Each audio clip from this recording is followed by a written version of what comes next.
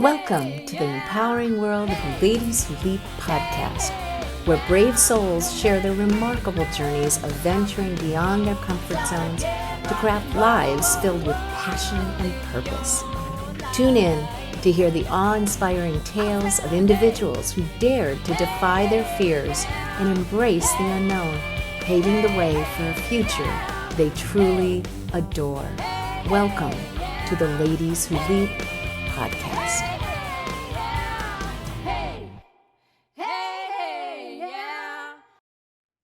Hi, welcome to Ladies Who Lead podcast.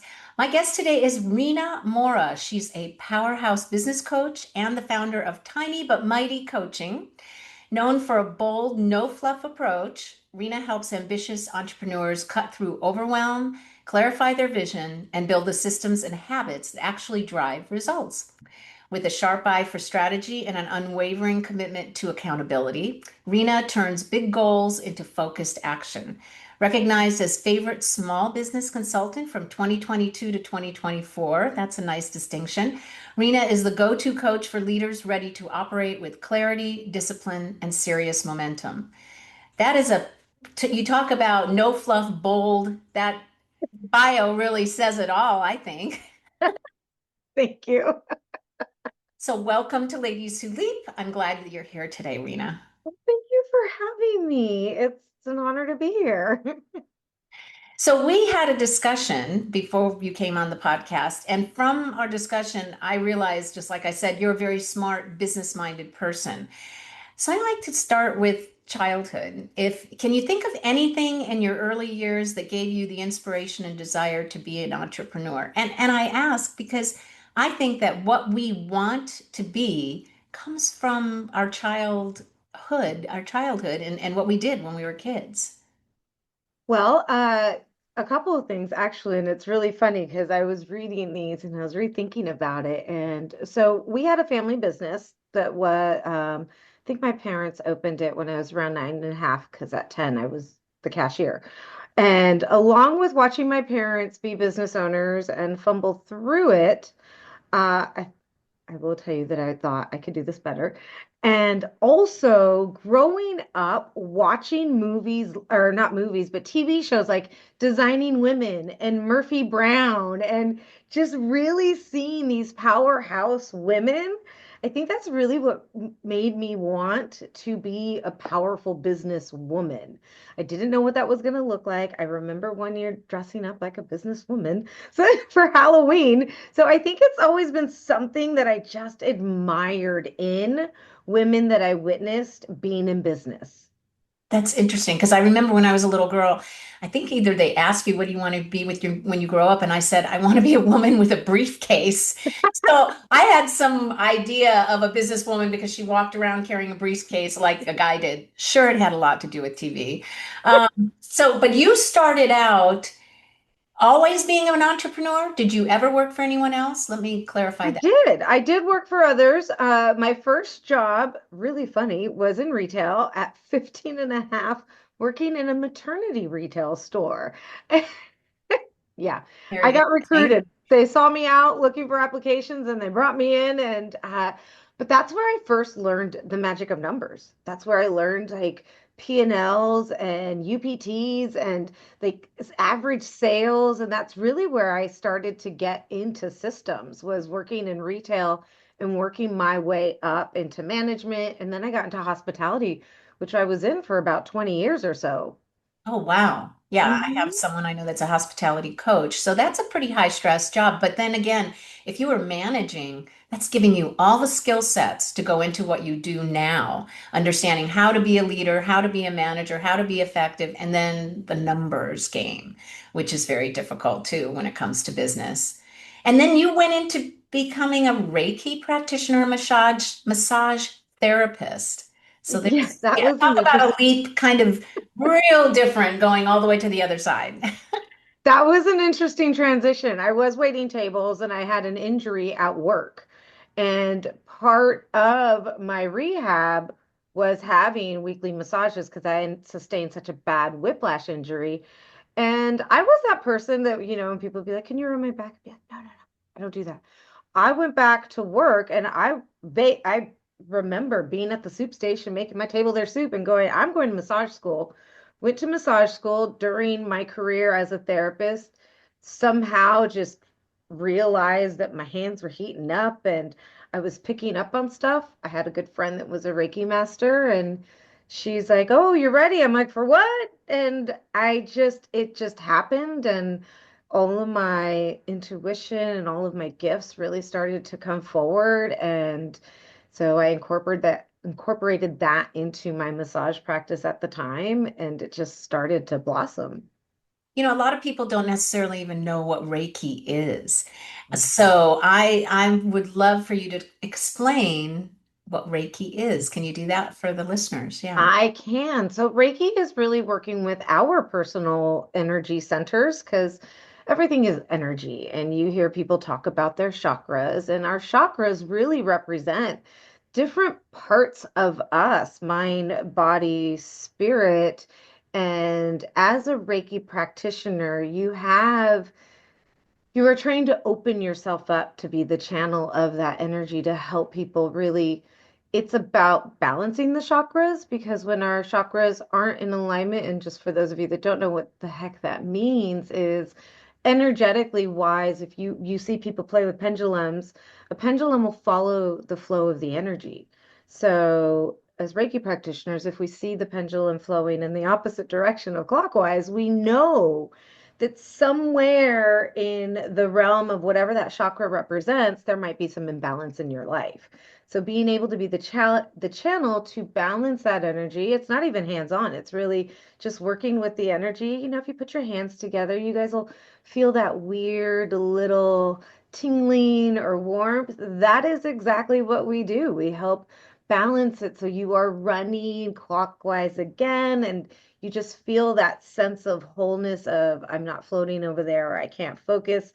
And it really helps you as the receiver understand where some of those imbalances are hiding in your life that you're not able to see because we are in it. We can't see what's happening when we're in it.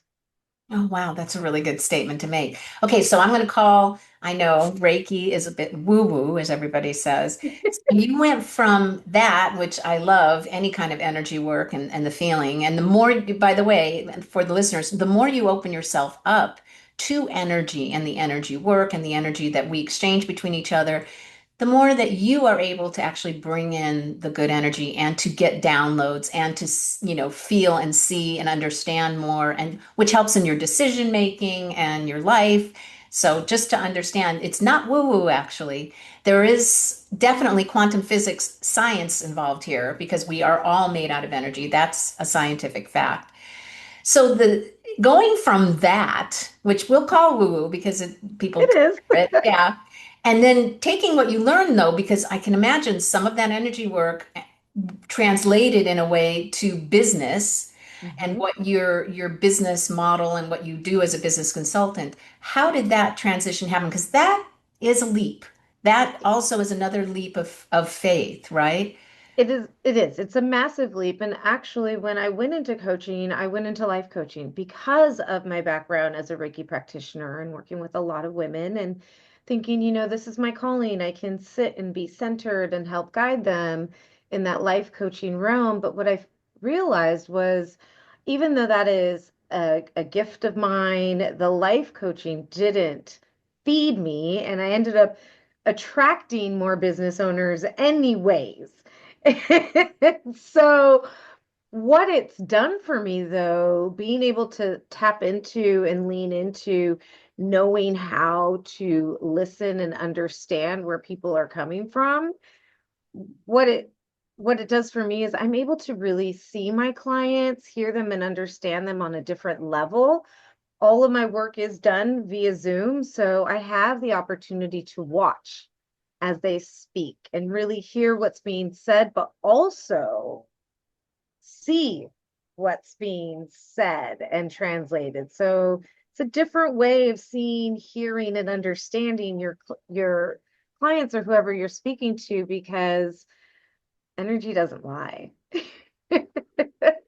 See, so transitioning, going from knowing how the Reiki practitioner, knowing about energy, into even speaking to people about business. it has a correlation there. And I think it's an added benefit. That's something that distinguishes you in the fact that they could be saying something and you're actually seeing something else. So you can ask, and knowing, having the life coaching training, you can ask those open-ended questions to draw it out of them and really get to what the root of their problem is, even from a practical perspective, which is what the skills that you have, but even from an emotional perspective, because if there's something holding them back, and it's energy related or emotional related, that could be a real deterrent to success. And to help people be more productive, most of us have this thing where we have things on our to-do list that don't get done. No matter how much we want to get them done and we tell ourselves we need to get them done, for some reason they don't get done. Well, that's where you get to tap into that woo and go, okay, so it's not a product a productivity thing. It's something's getting in the way subconsciously from getting you to do that. So let's figure it out. Let's get down and dirty and go into that woo side and see, maybe we need to change a thought. Maybe there's something subconsciously getting in the way. And once we can remove what that productivity mental roadblock is, then we can get you back in gear and past that and change that mindset. I mean, think about how many people have a hard time charging what they should be charging. That's a worth thing. That's a big deal. That's a big deal. And I remember on the call with you, and even just hearing you now, the energy that you have about what you do comes across really strong. Why do you, and I know we talked a little bit about your childhood, but where did that passion come from? From coaching business leaders and getting them to success. And then we're going to talk about how you do that. Where did my passion come from? I've been very fortunate to have some really amazing cheerleaders walk through my past as a child in the forms of teachers, babysitters, just other adults in my life that just really instilled belief in me, like if you want it, you can have it. Go do it. If they can do it, you can do it. And just having somebody have my back that didn't need to, and knowing that we all have that in us. And I like watching people win. I really, really like watching people win. And so it's what fuels me, really. Yeah, you're making them more successful in their business, which means they're going to really be, it helps to be more successful in their life. In fact, I know you have the word believe tattooed on your arm. I do. Yeah, what does that, you just talked a little bit about it, but what does that mean to you and your purpose? Oh, it's my everything. It really, really is. It's the thing that gets me through every day.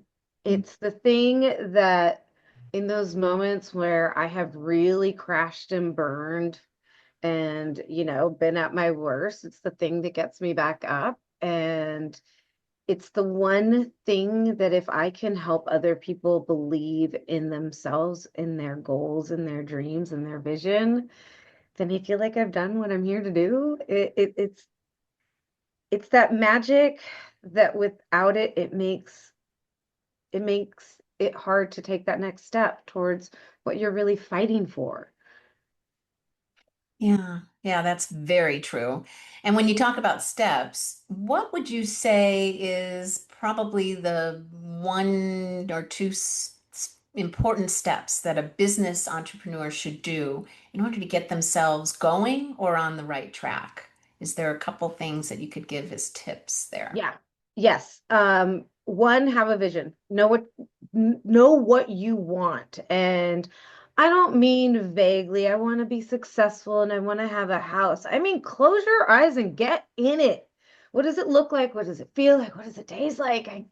What is that vision of what you're looking to achieve?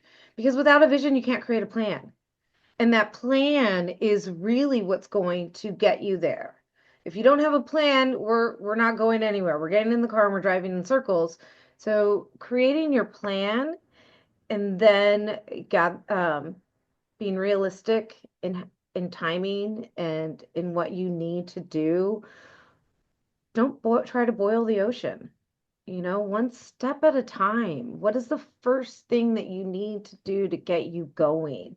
Let that be the drive. Let that be what creates the momentum to continue to propel you forward. So have a vision and then create the plan realistically so that you don't beat yourself up. Yeah.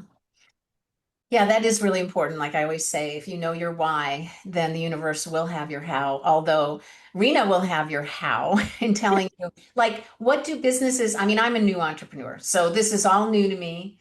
What is some of the things that you should keep track of as an entrepreneur to understand what is actually happening in your business? Because I can imagine keeping track of something is money, whatever it is, what would be the most important thing for you to keep track of? You definitely need to keep track of your business expenses, what you're putting in, what your business is taking in and what your business is taking out. You want to keep track of your activity. If there was one thing that I would tell you to keep track of, it would be your activity, and that is everything. What are you doing every day that keeps your business going? So, what does that look like? The daily mundane things that are always in your calendar. And then what are you doing to grow your business and to create more clients? What does that outreach look like? How many people are you reaching out to? How often? How many people are replying to you after that initial reach out? And then how many touch points are you doing thereafter? Because you want to learn what works for you. You need to learn your averages. So if I'm trying to procure one client and I have to reach out to 20 people, 5 times, I start to create a rhythm and I start to know what activity I have to do to get the outcomes I'm looking for. So the more you can track and stay on top of what's actually happening in your business and what you're doing, your output, you'll start to understand how it creates the outcomes that you're looking for so that you realistically know what you need to do instead of just today I'm going to do this and we're going to see how it goes. And then tomorrow I'm going to do this. And then you don't know what's happening. Earlier, you asked me about like a real job. And when I say I learned how to like track my numbers, P&Ls. And so for those P&Ls, the profit and loss.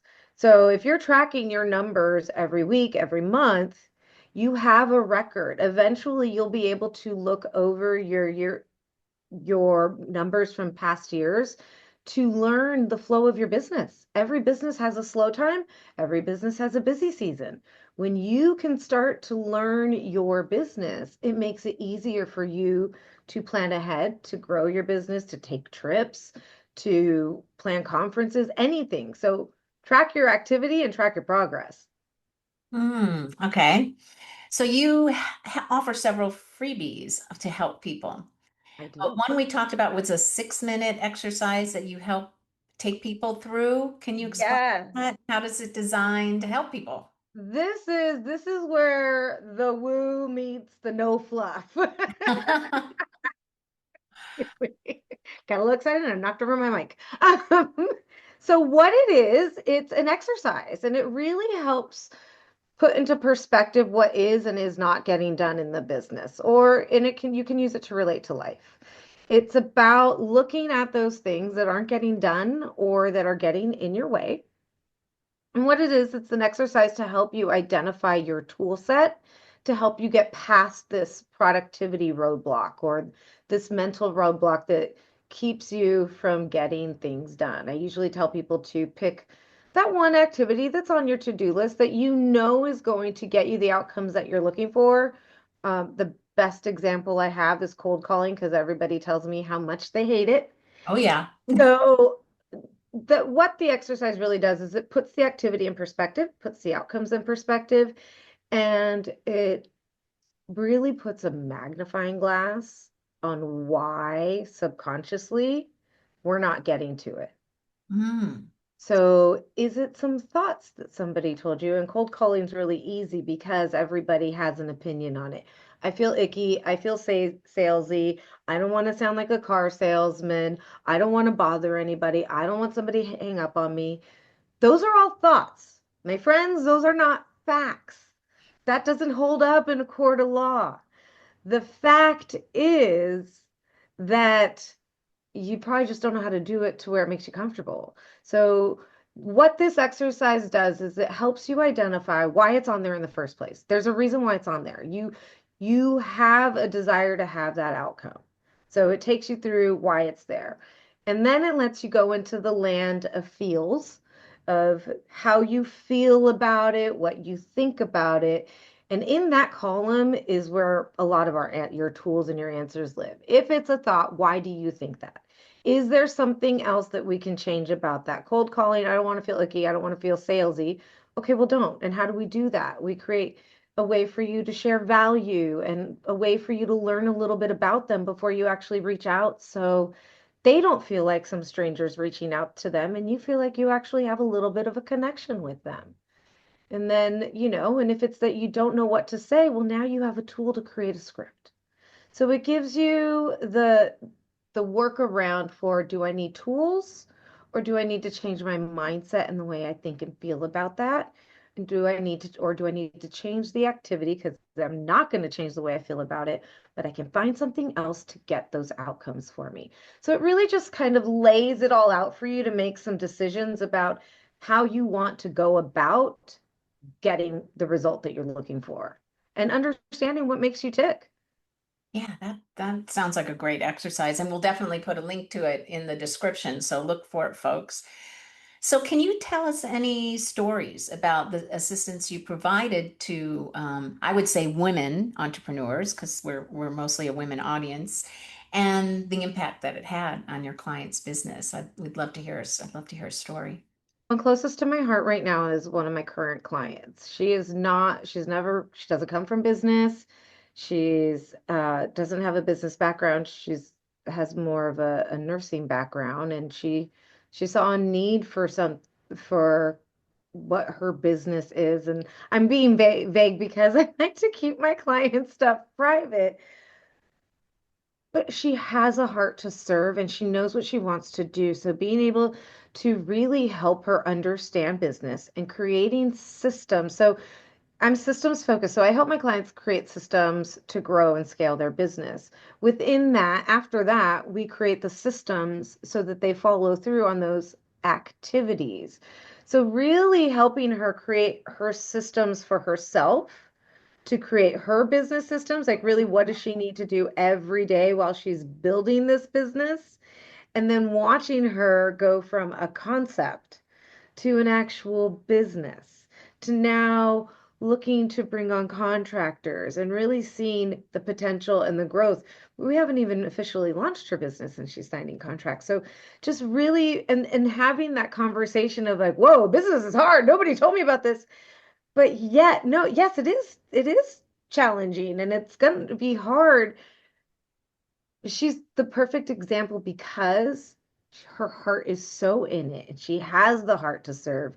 And because of that, she wants to do it the right way and learning about, okay, from this was the pricing to begin with, and these were the offerings, and already within like 2, 3 months, now this is how it's expanding and pivoting and growing. So really helping people create what works for them to get them the outcomes that they want and then watching them put them in place and grow their business as they grow themselves. And again, this isn't even launched yet, but already watching the progress of her business and seeing her make that and the potential that she has, it's awesome. I have a ton of great stories of watching people double their income. And but the best part is watching them realize the success that they're having and how it is possible to not have to work 24/7 because we shouldn't have to. We should be able to have the life that we want. Yes, some days are going to be harder and some days you'll work more. But the thing about being an entrepreneur is we go into business because we want to have a specific lifestyle. And so when we don't put that in place and we let the business run our lives versus us running our business, it we forget and we lose sight of the why. So being able to stay systemized and focused and on task lets you live in that why and lets you help deliver on your purpose. Yeah, and it sounds like the processes that you're putting together are really very unique. They're very customized to each person and how they work and what their business is. So that is fantastic because you're putting in something that's very tangible, really, for them, but it's based on their heart-centered goals, their business, what they do. And yeah, being heart-centered and moving forward with whatever you do with your passion behind it really is a huge difference. It's going to be the thing that gets you over the bad days. It's going to be the thing that gets you to take that first step to hire Rena to help you, because that's all scary to people, everything about it. But growing is scary. And as women, think about it, everything's stacked against us, even though we are the creators. Like life doesn't happen without us. But yet when it comes to business, we are so poo-pooed and we are told that we can't do that. And, you can't show up that way. You're a woman, act like a lady. And that's always, that is why originally when I went into life coaching, I was like, I'm going to work with women because screw this whole act like a lady. I don't know what you think that is, but it's not what I think it is. And really being able to say, no, you get to decide what your company policy is. You get to make that choice. You set the standard and you get to create it how you want it, but know what that looks like so that we can, get on this journey and make it happen. Yeah, you are helping them to kind of narrow it down, define it, have your passion, know what you're going to do, but you're going to help them define it and actually get where they're take that step of where they're going to go. So we talked about, there's going to be some difficult days. In your case, is who do you lean on for support? Where do you find, who do you call when you're having that bad day and you have, oh, imposter syndrome or self-doubt or whatever is coming up in your head? I'm so fortunate. I am one lucky, blessed lady. I have a network of support, and one of my biggest cheerleaders is my sister. She's we hated each other here and there growing up, but there's a part of our relationship that I gear to have with my clients, and it's that honesty that, well, what did you learn from that kind of thing? But I have my sister who's just knows me better than anybody else. And over the years, I've worked with amazing coaches and healers and uh, I have many coaches that I lean on for the coaching thing about it, and then the emotional, and I support myself by doing daily meditation and taking my clarity walks and my team meetings by the beach, and really leaning on the people that know me and see me sometimes better than I see myself, that, can remind me of who I am. And so, I have a team of coaches. I have some really great friends, and bar none, my sister, my older sister. That is so cool, especially when it's somebody in your family because they know you like nobody else. And to have her be so supportive, as women, whether it's your sister or a friend or whatever, supporting each other is truly the way to get through those bad days and to get through those bad feelings because somebody else is going to remind you how great you are way quicker than you're going to remind yourself. Yes, because those days where, and I know everybody does it, but again, women, we are so hard on ourselves. We're so judgmental. There was no instant gratification. I must not have done what I needed to do today. And then to have someone go, "Yo, are you kidding me? You were on calls today. You were doing this because I tried to talk to you and you couldn't." So, really having people that see you when we're again so caught up in it and then we can't see it for ourselves. Yeah. And I love it because you supporting women entrepreneurs and getting them and making them successful means that their own dreams can come true. So I get with them to even just start the dreaming, and then you actually really set it to make it happen from a business perspective and give them the processes and the steps to do it. I love what you do, Lisa. It's so valuable and it's so important because so many, women are lost because we're told to be so many different things and to think this way and act this way that it gets confusing. And when you're like, I want to do more, but I don't know, that's when you come in. Like, that's just, And then once they know, I can have them set their goals, and one of them could be get a business coach. Rena, she will be there for you and she'll remind you and hold you accountable to the fact that you still need to keep believing in yourself. So it would transfer what I do over to what you do, and but keep that positive idea of what you can accomplish in your life and know that you can do it. Because every woman, every person, we're focused on the ladies because we need that support, can do whatever it is that they dream and dream big, right? When you get Oh, a yeah. client, do they say, "Oh, I want to make this amount of money," but really you're like, "No, reach for the stars." Yeah, so that's a baseline. This is where you want to get to, but guess what? The sky's the limit. And on top of belief, there's two things we have to do every day if we want to be successful. Is one, we make a decision.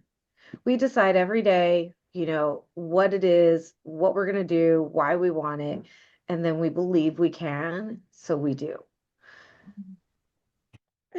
So I'm funny. I don't know if that has anything to do with your favorite quote, mantra, or positive affirmation, because that's one of the things now getting towards the end of the episode that I'm going to ask you what you're fit to share with everyone, because I love how it just sums everything up together. And then your favorite quote might become somebody else's and help them. I wouldn't say I don't have like a favorite like quote that people are familiar with. It really is, yes, I can. Yes, I can. Oh, there you go. I can whenever I can have whatever I want.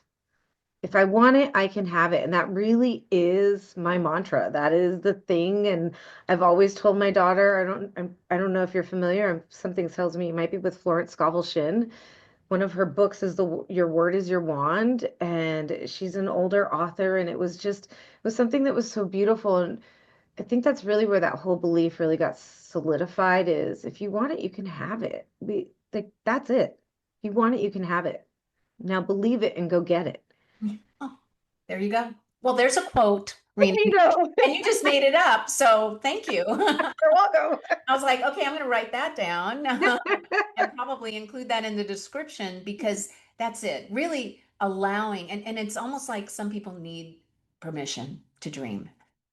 And so once you get that, what you're saying is do it, because just having that dream and wanting something and knowing what it is going to give you the direction to be able to go towards. So then that's when you take that first step. Yeah, I'm gonna renege. I have another quote, and it's one that really I remind people is if you wouldn't buy their life, don't buy their opinion. People are going to have opinions. It's none of our business what anybody else thinks. If you want it, go get it. And if you don't want their life, don't trust their opinion. Ooh. See, there's a good one too. So now we have two. The woman who said, I don't really have any quotes. And then you just came up. I'm sorry. I No, think. no, no, nothing to be sorry about. This is fantastic. So, how can people reach you? I'm going to put a lot of different ways. In fact, I'll definitely include that link to that 6 minute question. What was it? That one that we were talking Oh, about, it's the the exercise. productivity roadblock reversal. Yes. Mm. And I will, yes. Uh, you can reach me at tinybutmightycoaching.com. You can Okay, also find, I give a lot of free complimentary motivation and guidance through my Instagram page. Tiny but Mighty Coaching. It's a really easy way to find me, or you can just put in my name, Rina Mora, and it'll take you to my website as well. perfect. Well, I want to thank you for coming along. I know this is so good because there's a lot of women out there that say, okay, I want to be an entrepreneur. Now I know what I want to do, and I just don't know how to take that step. So we're going to give you all the links, how to get a hold of Rena and get her services. And thank you for doing what you do. Oh, Because being an entrepreneur, someone who I had nobody as an example, I don't know I haven't known what to do. And I've learned as I go along. I've had business coaches. I may be putting you on my list someday to coach me too. But it is important to have someone there that can help you and know and understand how difficult it is and what steps you need to take and to really customize what their steps are. So that's very appreciative. Yeah. and I mean, if you want to try it and if it's pulling at your heart, I don't care what anybody says. Just because nobody's done it doesn't mean you can't be the first to do it. Oh yeah. Yeah. It's- Well, there you go. Another quote. Yeah, just be brave, people. Be brave. And believe in yourself. Believe. Yes, believe. Well, everybody, thank you for listening to this great episode with Rina Mora, business coach extraordinaire with Tiny But Mighty Coaching. And remember to subscribe, like, comment, because I want to continue doing this. And when you're watching, it means I can continue to share these stories of these great women that have leapt out of their comfort zone in order to do some really great things in their lives. So thank you for listening and or watching. Thanks so much for listening or watching. Please subscribe to the Ladies Who Leap podcast to be notified of new episodes. And I would love to hear from you. Let me know what works, what doesn't, and if you have a story to tell, please reach out. Come join the Leap community at the Ladies Who Leap Club Facebook group. Remember, leaping out of your comfort zone is where the growth happens.